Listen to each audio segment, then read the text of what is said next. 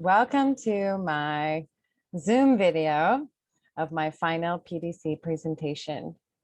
We are going to start with a video that I made, and then we'll get into the slides.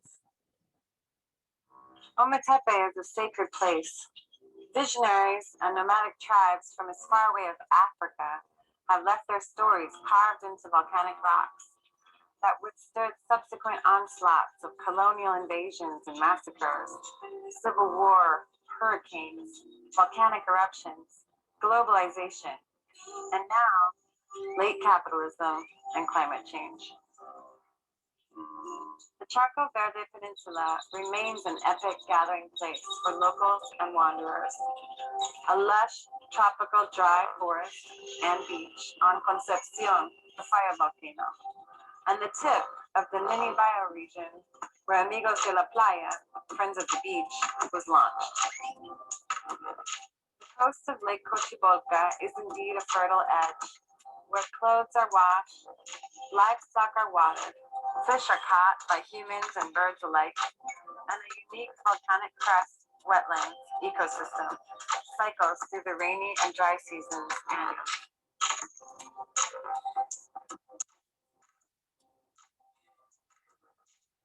Once seemingly endless supply of fish for the local population is now scarce, diminished by pesticides, microplastics, bleach and detergents, trolley nets, and non-native tilapia farming. Diesel pumps are used to extend the growing seasons by siphoning water out of the lakes and nearby plantations, particularly for tobacco cash crops, a pesticide-intensive cultivation that damages not only Mother Earth, but the human hands that care for her, often including children whose minds and bodies are still developing.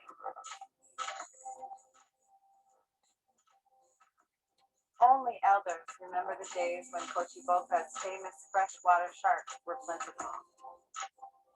Amigos de la Playa aims to transition Ometepe Island to a regenerative waste management system that protects its diverse ecosystems, improves wellness conditions for community members and future ecotourism, and achieves an ecological, cultural, and economic balance necessary for human resilience to climate change.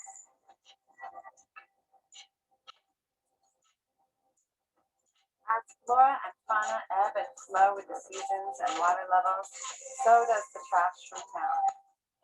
And so can the beach cleanup walks and our education on contours, human activity, and social permaculture. By rooting ourselves in a miniature bioregion with one inlet along the southern shore of Ometepe, we are able to tackle the world's problems on a micro level. We installed waste collection barriers and are experimenting with natural barriers at drainage points, creating missing infrastructure and employment by recycling the trash that is washed down to our shores. Our engagement with the Altagracia municipality on the ferry dock will facilitate shipping collected.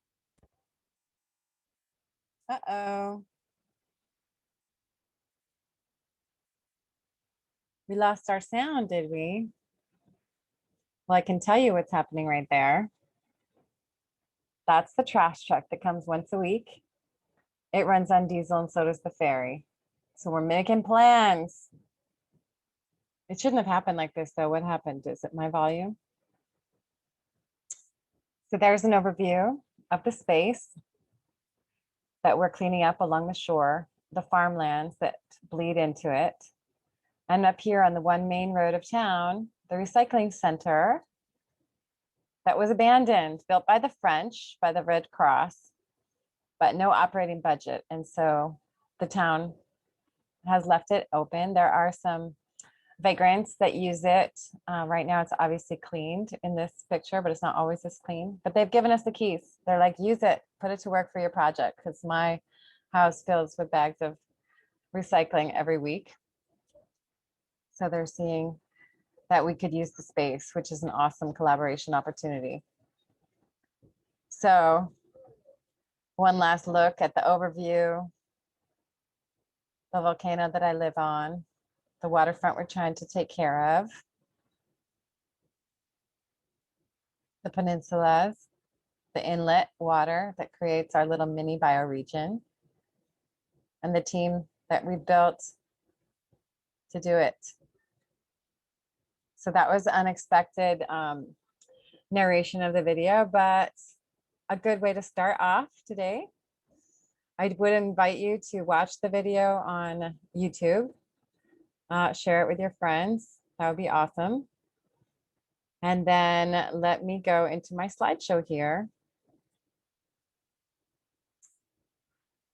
I am going to pull it up in PowerPoint, even though I'm really mad at PowerPoint because they didn't let me do the audio without my floating face in here to be talking with you. But such is the life of someone who can't keep up with technology these days. So here we are. Thank you for joining me. I think I already told you my name is Tally Smith. I am very pleased to be part of this Women's Permaculture Guild. And I invite any viewer who is not already part of the class to consider joining. There's even a free permaculture class, so you can dive in, get to know the curator, Heather Jo Flores, who's brilliant and sassy. And perhaps you'll choose to invest in your own certification as I have. I was going to move forward here to our next slide so you can see my face on top of my face. I was born under the Aquarius sun and Cancer moon in McKeesport, Pennsylvania. Grew up in Seattle during the 90s grunge. Came of age in New York City, traveling the world whenever I could, and decided when my bio clock convinced me to have a baby that I'd choose the peacefulest place I'd yet to visit, and that was Ometepe Islands. Invite you to visit us. I live there with my 5-year-old son and do nonprofit consulting. So the design thesis and vision statement. I see Amigos de la Playa as the first outer ring of the spiral of my life here in Ometepe that obviously I want to be able to heal. The goal is to weave together a love for Mother Earth, economic activities or opportunities, ecological restoration, North-South solidarity, ancient practices, and renewable technology to build a regenerative waste management system on the entire island someday. But at the moment, that would be with my walkable bioregion. So let's go to the next page. That's just the guide to the slides. Let me tell you a little bit about Ometepe. It means 2 hills in the native Nahuatl language, which is one of 12 indigenous tribes that are still recognized here in Nicaragua. It is a 276 square kilometer diverse volcanic island ecosystem in the middle of Lake Cocibolca. That's the indigenous name. Lake Nicaragua is what you see on a map. 40,000 people live here. Thousands of birds, migratory and year-round, tropical flora and fauna. You can see the 2 islands. The 2 volcanoes, a fire volcano and a water volcano, Concepcion y Maderas. I live right here on Concepcion, the fire volcano. So there's a wetlands isthmus in between the 2 of them from volcanic explosions millions of years ago. We are tropical, so it's rainy from May to November, dry from December to April. Temperatures range from 24 to 37 degrees Celsius or 75 to 98 Fahrenheit. You can feel the impacts of climate change with unpredictable patterns. I'm telling you what the predictable ones are. We're 11 degrees off the equator, which means it's almost always sunrise at 6 and sunset at 6. We're right in the middle of North and South America, right in the middle of Central America, and right in the middle of the Atlantic and Pacific Oceans. And you can see the San Juan River right here connects the 2. Hence the desire to build a canal, but that will be a different PowerPoint. Hopefully that's buried forever. All right. This is the Cocibolca watershed. That was a really helpful thing to learn about so that I could figure out what's happening right on this island. It really helped me to understand what's happening in the overview of the region. So the same problems around that are provoked by the agricultural practices of using agrochemicals and pesticides are a problem in the whole lake, not just on my island. On our island, we grow plantains, tobacco, sugarcane, beans, fruit, raise livestock, chickens. There's artisan level fishing and limited tourism. You can see we're close to Costa Rica, so the tourists come in. We're also close to the ocean that's really great for surfing. So a lot of people make the trek. It's just, you know, like an hour and a half and you get to this fantastic island. So come one day. We're registered with the United Nations as a protected biosphere because of the diversity of ecosystems found on this unique habitat. So we're talking about rainforest, cloud forest, savanna, dry forest. Yeah, I can't remember what else. There might be one more. I think it's listed somewhere, like on this slide. This is the overview of the island, and you can see where my little town is, right on the fire volcano. And right here is the measured walk. So when we started, it was just what my son and I would walk every day, which was basically this section. Then we moved over to this other heart. So we started walking this section, and then actually just to like here. And then when we hired people to start joining us, we extended down to here. And now we have this stretch because this is where the trash truck comes, which you'll see in a minute. And it's also where a lot of the trash flows. So here's our base map. You can see the little buildings, homes. There's 900 people in my little town. That's just talking about this area. Over here, we're already starting in a different town. You have ball fields, churches, schools, and tobacco farms, footpaths, a paved road, a ferry dock. And there's a radio tower. More about that later. There's a radio tower right there, but that was notable. All right, my sectors map. The world according to Tally.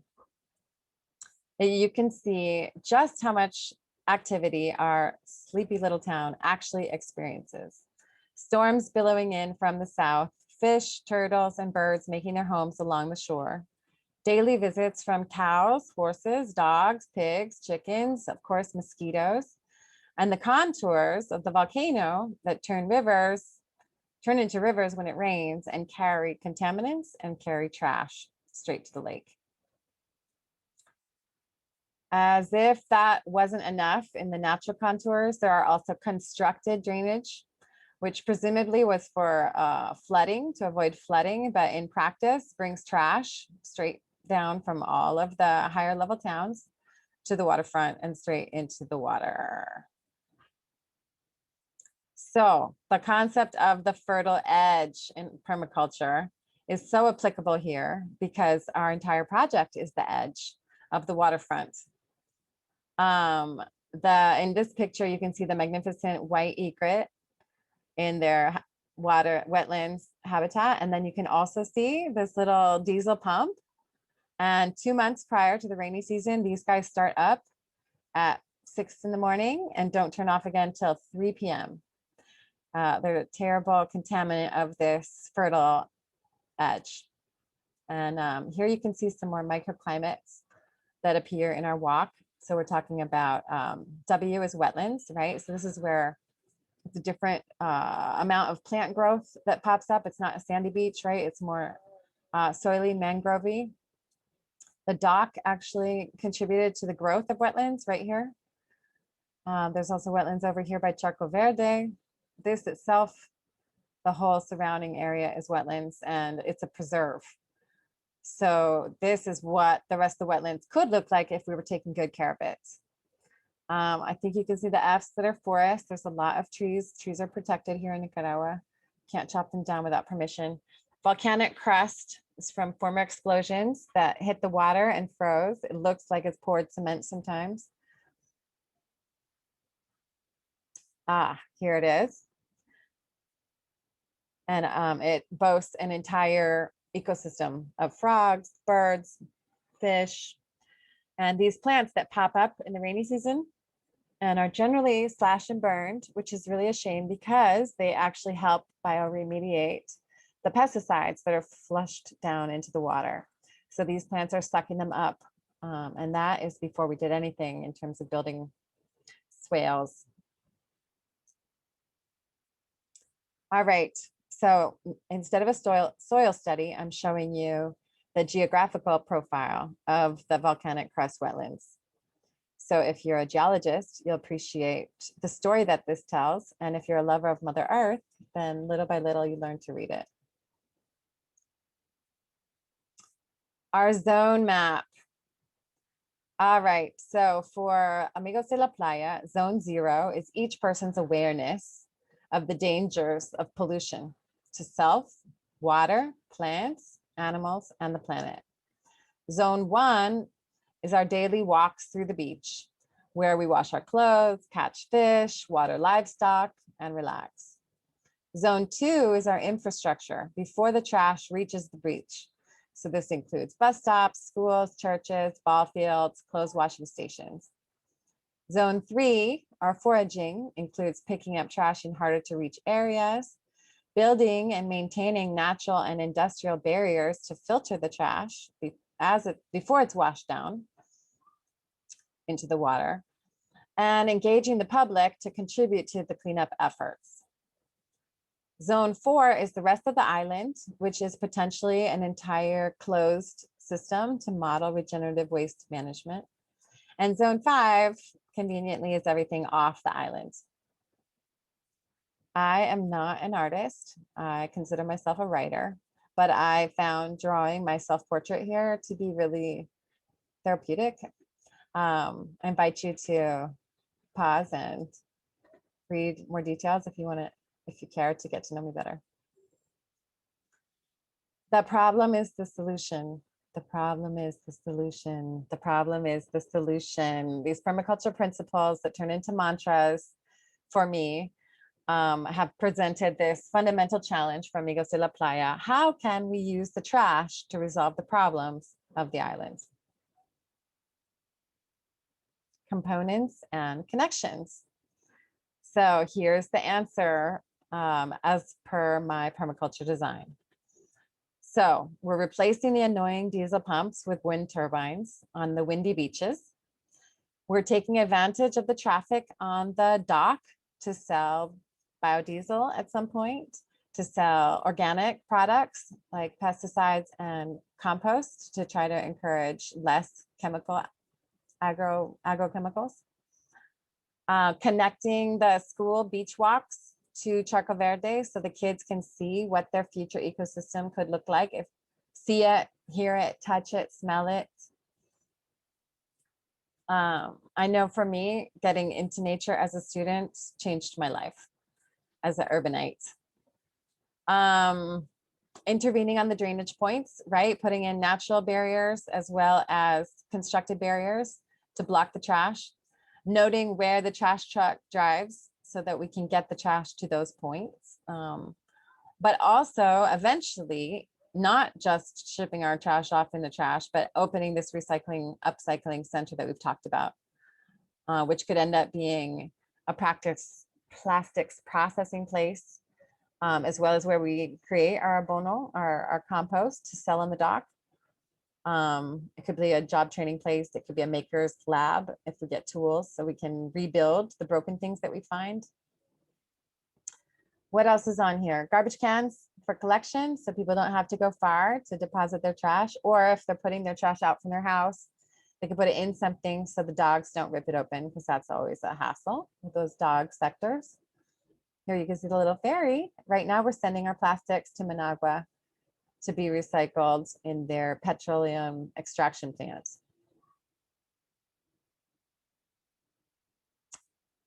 Visible and invisible resources, such a useful practice so that you don't feel alone in these challenges. You recognize that there are resources out there and even Mother Nature is part of the team. Implementation 1, 2018 to 2020. Yes, boys and girls, I've been doing this for 3 years as I've inched through the class.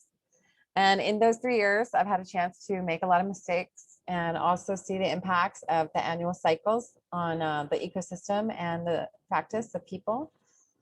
So that's been really helpful. Made some mistakes along the way, like painting the barrels red and white, which was the opposition party colors. So it's taken as like a political offense. Learning to make these bottles, trying and failing and trying and failing with the natural barrier right in front of my house. Painting signs, having the kids paint signs that sometimes worked out more beautifully than others. Oh, and not pictured here are the drunks that we paid to pick up trash, which was not the greatest engagement. I mean, it's something, but our project definitely took a big step forward when we started working with young people and sober people, and not just paying the drunks to pick up trash, bless their hearts. Consulting with the local neighbors brought me in touch with Hermanas de la Luna, Sisters of the Moon, Chocoticuantepe in their indigenous language. And they were already picking up trash, organizing walks on the main road, you know, once a month or right before the rainy season. They were doing the eco bricks, putting the plastic into the bottles. They want to build a library for their kids. And so here we put together a little promotional flyer, and Las Cruces School, where they're going to build the library, need a sister school. They want to learn English and French. They want to write letters and take pictures and share about their lives and learn about yours. So if your kids want to join, you should hit pause and look, there's my phone number and my email. Shouldn't put it on the internet, but there it is. All right, next slide. Technology, transportation, and energy. Power to the people. Almost all of our project is on human power. Picking up trash, walking along the beach, carrying the trash to collection points. Certainly I try to fuel up the people with lemonade and tamarind juice and coconut milk and whatever kind of powerful fuel nature has provided us this month. But in addition to human power, we've got wheelbarrow, we've got a tricycle that we borrow from locals. And here's a picture of biodiesel, which is one of my obsessions, trading out dirty diesel for recycled biodiesel. So you don't have to do expensive conversions to equipment that run on diesel. You can just start using it, especially here in a tropical climate where it won't freeze. So if we manage to get a diesel station set up, then that will be income for the project, and it will also clean up the ferry and the buses and the trucks that come through the neighborhood. Here, nature as teacher. There's the nice looking attempt at a biofilter. Here are natural biofilters. These are the mangroves, which really means any type of tree that can survive in this environment. I learned that here. I thought it was a species, but mangroves really refer to all trees that thrive in this semi-wet, dry space. And if I get out of the way, you can see these fantastic buttresses. There are some very strong trees that don't care when the water levels rise and fall. And those are obviously the ones that we want to strengthen along our shore and use as filters to catch the trash. Let's see, next slide. Here are some more of our social resources. I already mentioned Hermanas de la Luna.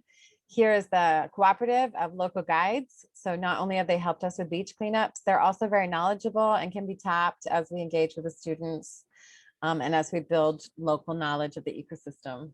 We also have a tax deductible fiscal sponsor, super helpful for anybody who wants to give to us in the United States.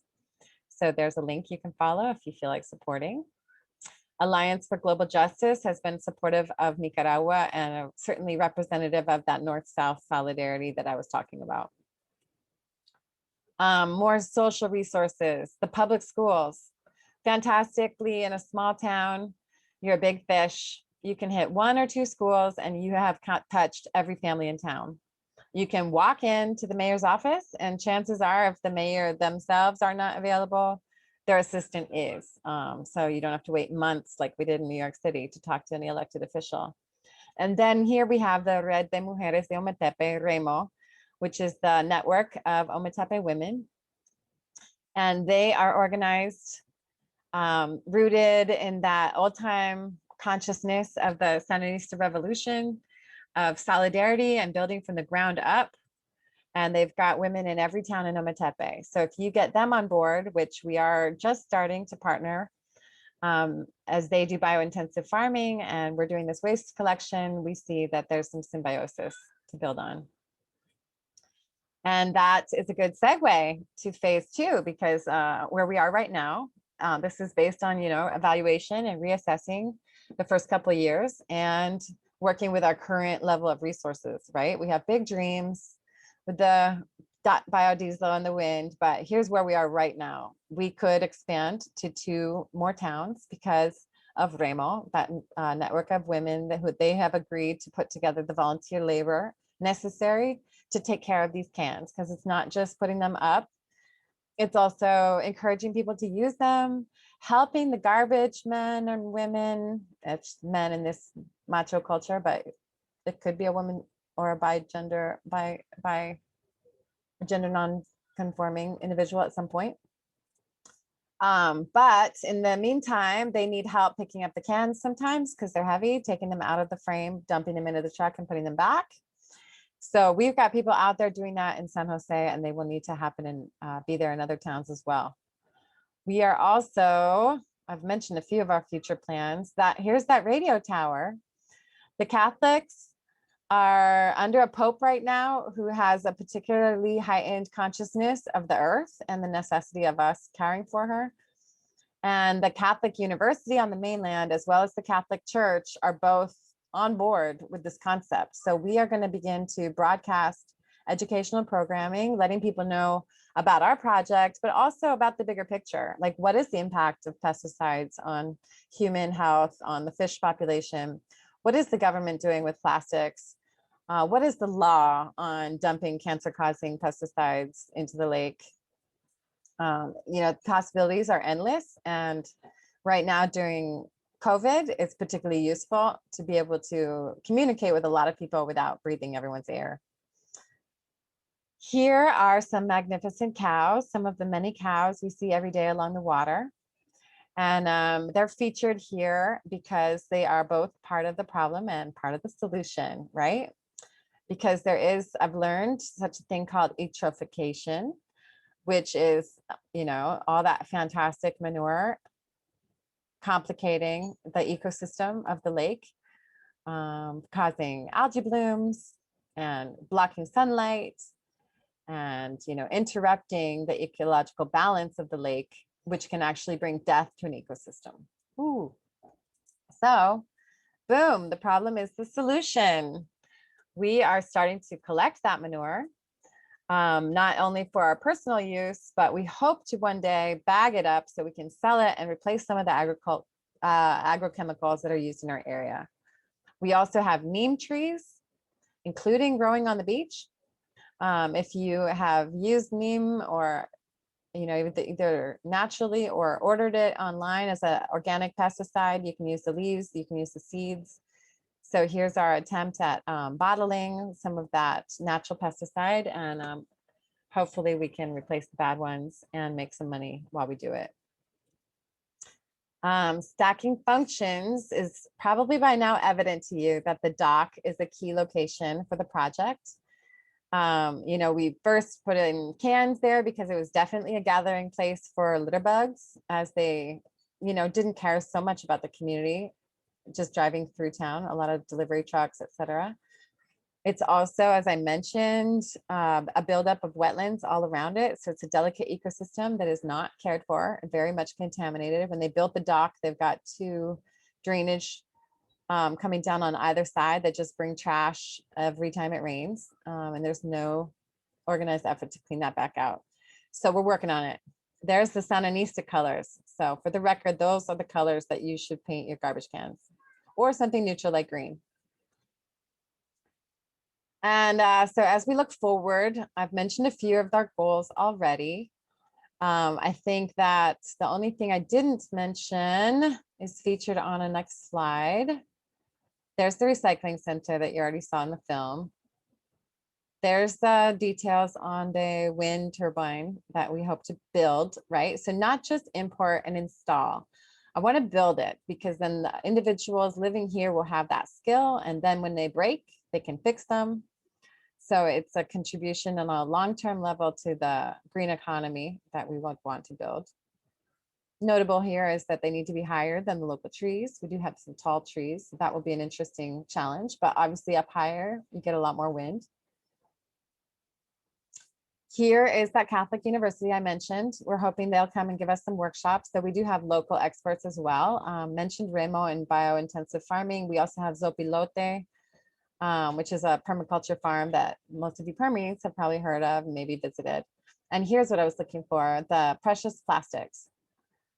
Even though the spacing's off on PowerPoint, thanks. But the precious plastics are open source technology all over the world. We saw that there's one in San Jose, Costa Rica. So they're helping people on a community level break down their plastics and build things that are useful. And that's exactly what we want to do. And the border's open again. So I look forward to crossing the border, learning from them, besides what we can get online, which is a lot. So if you want to do one in your town, go to Precious Plastics and download the PDF and read about what they've done. All right, maintenance. Here's the walks. Remember at the beginning I mentioned this was our walk and then our walk grew. Well, what we figured out is that a group of 5 people takes 3 hours to clean up one of these loops. All right, so you could have 2 groups of 5 on 2 different days. You could have 4 groups of 5 on one day, but then if you have that, then you have a whole week to accumulate trash. You could have 4 teams. Part of doing that math is also so we can calculate what we would need for the whole island to have such a force, and hopefully make a case with the municipality. That's definitely part of phase 3 too, is like getting the government to do what they can, perhaps put a tax on the plastic bottles that are coming in. That was one of the quotes coming up. That was an idea from a local hotel. So our maintenance plans are definitely, we've got daily, weekly, and monthly things we can do, as well as seasonally and annually. So being here all this time has helped me to understand what some of those cycles are. Feel free to zoom in on that if you care about the details. I wanted to talk a little bit about the history of Nicaragua and some of the social and invisible structures, even though they're not as pretty as slides. Okay, so I've mentioned some. I want to highlight the challenge of tobacco and poverty on this island, because tobacco is a huge cash crop and it's a huge pesticide user. And so people cannot afford to not have that influx of cash. It's just way more than any other crop you could have. It's also well known to be destructive. There are plenty of people who ethically choose not to contaminate their land with it, but there is always someone who will do it. And it impacts not just them, but the surrounding land and the water. So if there wasn't so much poverty, or if there was a more organic tobacco market, that could be addressed. Tourism has been an interesting structure to examine, because when I was first starting here, it was on the rise and then it plummeted due to some political crises, and then completely disappeared thanks to COVID. So very interesting to see how that impacts the local economy in terms of an influx of cash in a normal, quote unquote, normal functioning economy, and what people do when they don't have cash, where the pressure points are. You know, certainly there's been a rise in crime, but there's also been, I think, more sharing of and more focus on local food production, both of which, and less selling off the family farm. All of those are great things. So there's also an influence of ecotourism, people that want organic food to eat when they visit or when they live here long term. Permaculture farms have been set up on the other side of the island. So there are those resources available if you can get transportation over there, which is a little rough. Usually you should just go and stay for a week or whatever. Read the details of that, I mean, this is not even detail, right? This is just a couple words compared to the books that you could read on Nicaraguan history. May I suggest Eduardo Galeano's Open Veins of Latin America to give you the big picture of what Uncle Sam and the United States imperialism and Manifest Destiny, how violent that has been for the people of Nicaragua and how resilient their struggle has been, you know, first casting off the Spanish, then casting off their oligarchic dictator that was propped up by the United States, then fighting a covert war funded by crack sales in LA by your Reagan. I'm sorry, not your Reagan. Reagan.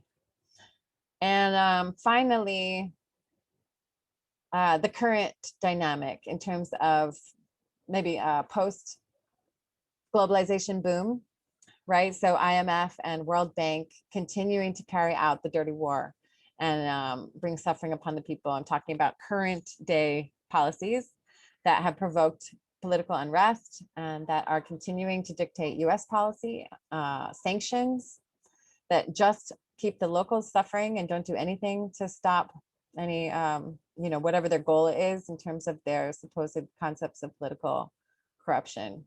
So I'm gonna skip ahead. I could talk about that all day, but let's talk for a moment about COVID, because I don't think we could talk about, oh, I just think if you're all here to listen to Nicaragua for a moment, you should know that Nicaragua had a very distinct experience compared to the rest of the world.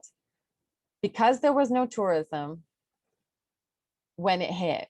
Our neighboring Costa Rica, for example, fell fast. All kinds of nations, Ecuador, you know, certainly tropical and South American poor, and not just the northern and whiter countries, were suffering. And Nicaragua was not, because we didn't have that influx. We had time to observe and respond. And luckily, there's also a socialist structure here, so that there's a centralized cooperation and there's an emphasis on free healthcare. So we had door-to-door visits. The few people who were contaminated were immediately isolated. Their families were supported. Hygiene stations all over the nation. The military were like helping my son wash his hands. It's very like counterintuitive. And finally, there was only, let me tell you the number, 189 deaths in the country. That included 3 in my small town, 8,000 infections nationally. There hasn't been a death in weeks.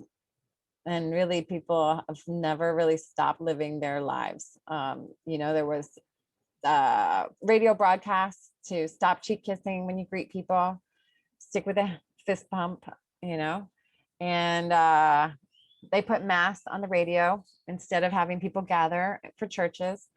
And the crisis was really averted. So that's so different than the rest of the planet. I'm not judging anywhere else. I just want you to know that there was an alternate experience here in Nicaragua. All right, so some quotes. Since you can't hear their voices, you have to listen to me. Doña Melania, who is one of the older ladies that was part of Hermanas de la Luna that I told you about, who has since passed, taught me this. When I was growing up, we threw our wrappers into the street and beaches too. But they weren't plastic. They were plátano leaves and jicaro shells. You'd never see a man without his jicaro full of cold water over one shoulder and his machete over the other. That stood out to me because I certainly judge the people that are throwing plastic, and to realize that it's more about the product, you know, than the behavior. Like if the product had changed, then the behavior wouldn't matter anymore.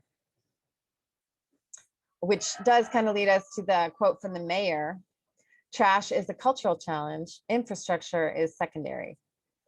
I was like, you're the mayor, put in some garbage cans. But the truth is that the garbage cans won't do enough unless the culture is engaged. I mentioned to you already, Ramiro Rivera, who wants to tax the bottles coming in, but it's notable that he owns a beachfront hotel. He's also a stakeholder in the project. It's dirty to pick up trash. That's Denise, a 10-year-old who lives on the beach down here, and a representative of a culture that doesn't see it to be dirty to throw the trash, but does see it to be dirty to pick it back up again. So that's a bigger challenge. Jaime, before I was picking up trash for the money. Now I do it for my kids and grandkids. Jaime was one of those drunks I mentioned earlier, and he actually got sober.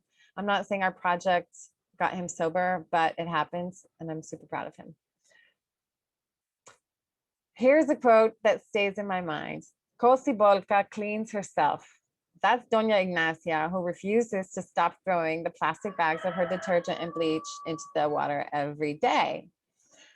And while I resent the comment because I feel like we need to care for the lake, I do think it's interesting when you look at climate change and Mother Nature. You know, yes, indeed, Cocibolca will eventually clear herself in the sense that humans will be wiped off this planet if we don't learn to live in harmony. But in the meantime, I'm not going to settle for that and throw plastic into the lake. I'm going to do my part. And here's my little boy bringing up for the win. I find all kinds of treasures on the beach. It's not all trash. Okay, so am I to the end? No, though I'm sure you guys are done listening. Here's a list of priorities that were set at a stakeholder meeting on a national level of how to preserve the ecosystem of Cocibolca. So it's nice to know, you know, what's on the big books. Here's an overview of species that are found on the island. You can see this tarantula. That I took that picture of that guy that was on my wall. And over here, there's a little praying mantis, all kinds of disguised in mekelite, which is, by the way, an edible green. Some people might call it chaya. I confess, I got both at the same time and never learned to tell them apart. I mean, I can see the difference. I just don't know which is which. Lazy, I know. Monkeys that live, you know, walking distance from us. Some amazing bugs.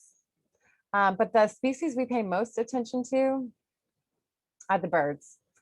I wish you could be here with me to go on a paddleboard, but in the meantime, here's pictures that I've taken. This is the great kiskadee, also known as the gweath. This is an osprey and a magnificent predator bird that we have a whole family right here on the peninsula. So we watch them raise their young. This is a little swallow, so cute. Interestingly enough, there's a swallow that made their nest on the ferry. So they literally like sail every day. Zah and I have a story going about them. Water birds, cormorants, which you probably know from the north, the egret, kingfishers, mallard ducks. Here is the Nicaraguan grackle, also known as the zanate. That is an endemic bird here. They're fantastic. They have these dances. They have these long fancy tails. They're iridescent black, very social, beautiful song. Here's some parrots. So much nicer to see parrots in the wild. Very social animals, very timely. They like cross over my house precisely at 6 a.m. and 6 p.m. They have lunch meetings. Like they'll literally take over a tree, not always the same tree, and it'll be like 50 parrots up in the tree. I could go on and on. I'm all about the birds here. This is the urraca, otherwise known as the white-throated magpie jay. Very aggressive bird, argues with me when I cut my own papayas. She's pretty sure they're hers. Tiger heron, there's like 8 kinds of heron. An egret is a type of heron, for any of you who didn't know. Here is a black vulture, zopilote in Spanish, which is also the name of the permaculture farm. And Heather would kill me if I told you about all the birds. So just, you know, take a screenshot and come down and see these to yourself. If you knew anything about Cocibolca earlier in Ometepe, you might have heard about our famous freshwater shark. Turns out it's not an endemic species as once believed. It travels up the San Juan River from the Caribbean and used to be plentiful, but as I mentioned in the video, has been overfished and is now only a memory with the older generations. Though there was one YouTube video that showed up of one shark that was caught on the other side of the island. So it's possible that they are out there. We certainly hope they're recovering. I mentioned that the forests in Nicaragua are protected. I think it's important to mention Nicaragua also has autonomous territory.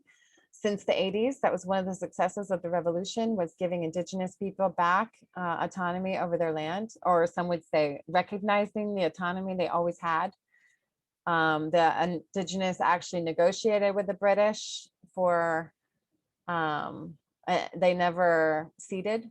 There was a time when Nicaragua was actually under, the Caribbean side of Nicaragua was under the Jamaican king. That's not all in this page, but I wanted to mention that the deforestation that is happening in Nicaragua is illegal. They are making an effort as a country, and you'll see them at the climate talks talking about preserving the forest, preserving the people that live in the forest, and not commercializing all the forests. So as a government, they make a strong stand on a global level. All right, my personal boundaries. This is an interesting one. Certainly a fantastic gem of this course was how much internal work I was invited to do at a time in my life when I really needed it. As I mentioned, I bailed on New York City pregnant and landed here and was nesting, getting to know my place when I found this course and started taking it. So I was reassessing my whole lifestyle, how I considered what I considered to be meaningful, how I engage with the people around me. I mean, you used to have to be on an appointment book. Now, you know, folks visit me on the porch and I visit them on theirs. Certainly assessing what relationships mean, you know, long-term relationships, newer neighbors, cultural differences. Did a lot of personal boundaries assessment. And then, of course, having a baby in the middle of all that was an interesting piece to analyze as well, because where do I stop and my baby begins? You know, as any mother out there will tell you, there is very little boundary between those two things. So my final evaluation, I think it's notable that my project is focused on what was originally zone 3 and 4 of my home garden and life. So I realized I'm actually a lot better with dealing with people than I am with dealing with plants. And so organizing people to engage with our ecosystem meant that was a project that I could pull together with the knowledge that I pulled from this class. So I'm really, you know, it took me a long time. I feel like I should have a PhD by now, but I think I'm finally over the finish line. I just want to thank my faculty sponsor for helping, Sarah Wu, for helping me see the design in my chaos. She's someone who I met before I signed up for this class and was super excited to learn from. And so I appreciate that opportunity. Heather, I've been a fan for a while. Super appreciative of what you've brought to this course and to all of us in terms of really pushing us to get ourselves together, design our lives as well as our world. Last scene here is a promotional flyer that I made for that eco-vocational school that I mentioned in the video, where we want to see ourselves growing. And it says, se hace el camino al andar, which means make the road by walking, which I think is a pretty appropriate motto for Amigos de la Playa. So that's my presentation. Thank you for coming.